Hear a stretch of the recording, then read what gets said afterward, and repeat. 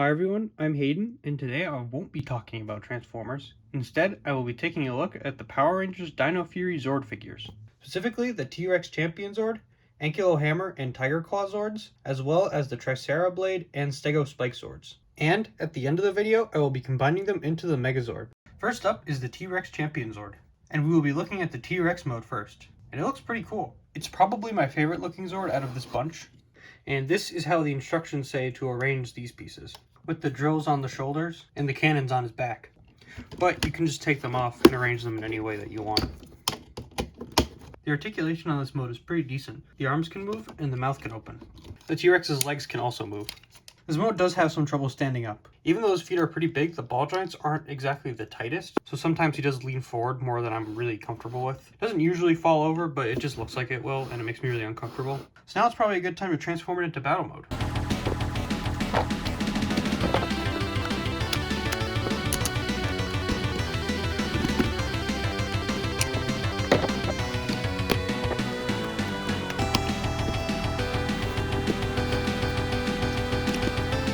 And the T-Rex Champion Zord battle mode is really cool looking. It's actually a lot bigger than I was expecting. For a size comparison, here's another robot T-Rex, the Transformers Studio Series Grimlock, and he towers over the Dinobot King. This is the main formation for the T-Rex Zord, but there are a lot of other ways that you can arrange it. The articulation battle mode is a lot better than the T-Rex mode. Because the legs extend, he now has knees, and I really like how many swivels the arms have. Not only is there a wrist swivel and a bicep swivel, there's also a forearm swivel. Another thing I really like is how most of the joints are ratcheted. But there is a downside to all the ratchets, because most of the ratchets only have 8 positions. They are very limited. Next up is the Ankylo Hammer Zord and the Tiger Claw Zord. There isn't really a whole lot to say about the Ankylo Hammer Zord. It's just a brick that can split in two. The only parts that move are the tail and the head. So let's move on to the Tiger Claw Zord. And this one is much more interesting to talk about. For one thing, it actually has legs, and they're all ratcheted. It also has swivels here, a ball joint at the head, and again you can even fake some waist movement. The tail can even move.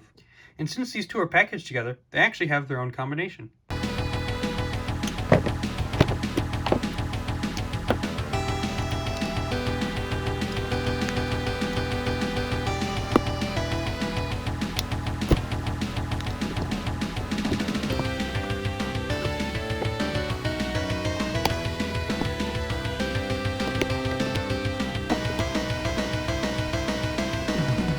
And it looks really bad, but in a funny kind of way. The joints in the paws aren't strong enough to hold the sword up, but at least it can stand up on its own. But yeah, this thing's really stupid looking.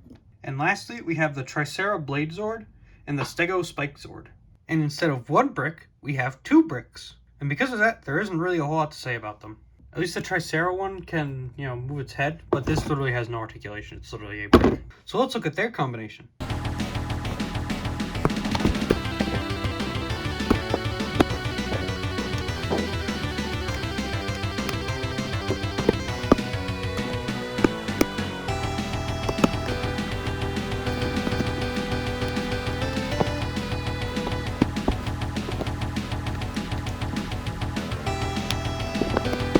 And they combine into some kind of tank thing, I think. It looks even stupider than the green and pink combiner. So each of the individual Zords come with accessories to arrange the Megazord into many different formations. And I wrote Magazord in my script. But for the sake of time in this video, I will only be taking a look at the main Megazord formation, but I will quickly flash some pictures of different Megazord formations you can do during this part.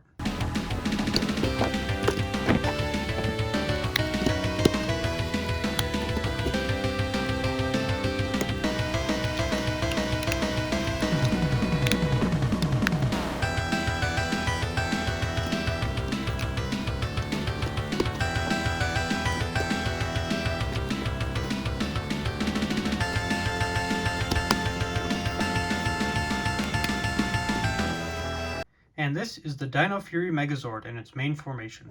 And it looks really cool. Definitely not the best looking Megazord design, but it's still super impressive. Something to keep in mind about this figure is how heavy it is. Because of how much plastic there just is stacked on top of it, he does have some trouble standing sometimes. So I suggest bending his knees a bit so that he doesn't fall over. Another annoying thing is this piece right here. These drills do not attach properly. They just kind of hang off it and they fall off really, really easily. The articulation is the same as the TRex Champion Zord, but moving any of the parts just causes everything to just clash. Also, when trying to move the shoulders, it's important to grab it here and not here, because if you push on the part that's not actually connected, it just will pop off.